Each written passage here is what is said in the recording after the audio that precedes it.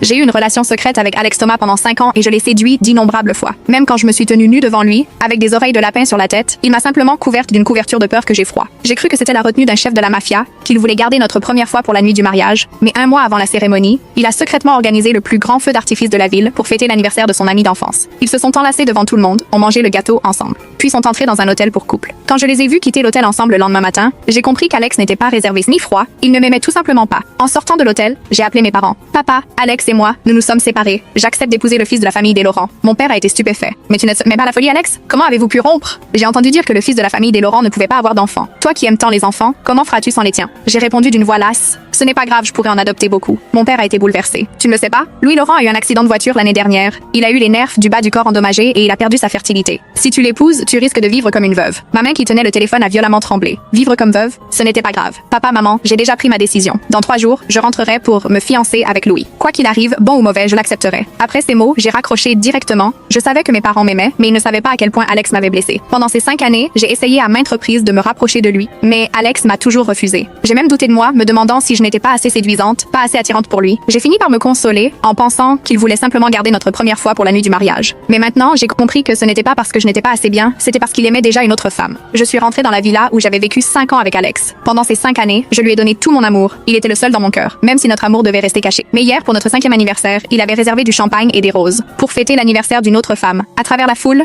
j'avais regardé ses amis les féliciter. Que vous soyez unis pour la vie. Alex, quand vous vous mariez, n'oublie pas de nous inviter. En y pensant, j'ai trouvé tout cela terriblement ironique. Après toutes ces années ensemble, ses amis ignoraient jusqu'à mon existence, mais connaissaient sa relation avec elle. J'avais trouvé dans son téléphone la réservation du feu d'artifice. Je croyais qu'il l'avait préparé pour notre 5e anniversaire, alors je l'avais suivi en secret, sans imaginer qu'il faisait tout cela pour une autre femme. À ce moment-là, la sonnette a retenti. J'ai ouvert la porte, et le livreur m'a tendu un gâteau. Madame, voici le gâteau que votre mari a commandé pour vous. J'ai pris la boîte, je l'ai ouverte et j'ai vu ces mots. Chérie, joyeux anniversaire de notre amour. Mes doigts ont violemment tremblé. Le gâteau venait d'Alex, et les mots étaient de sa main. Chaque année, pour notre anniversaire, il me commandait un gâteau et y écrivait lui-même quelques mots. Autrefois, j'en aurais pleuré d'émotion. Mais aujourd'hui, je ne ressentais plus que du dégoût. J'ai posé le gâteau sur la table et observé ses formes délicates et ses couleurs sucrées. La nausée me montait au cœur. Je l'ai jeté à la poubelle et levé les yeux vers le lustre en cristal au plafond. La lumière a scintillé, comme pour se moquer de ma bêtise et de ma misère. Mes larmes ont coulé d'elles-mêmes, tombant sur le canapé avant de disparaître. À cet instant, la porte de la villa s'est brusquement ouverte. Alex est entré, et en me voyant allongé sur le canapé, il s'est figé un instant. Léa, pourquoi tu ne dors pas encore? Il a tenu un bouquet de roses rouges dans la main, sans la moindre trace de remords sur le visage. Léa, c'est pour toi. Ce sont les roses rouges que tu aimes tant. J'ai pris les fleurs et respiré leur parfum familier, un parfum que j'avais tant aimé autrefois, mais qui m'a soudain paru écœurant. Alex m'a regardé longuement en silence avant de dire: Léa, Isabelle Dubois a un cancer de l'estomac. Le médecin a dit qu'elle n'allait pas vivre très longtemps. Son dernier vœu avant de mourir, c'est de se marier avec moi.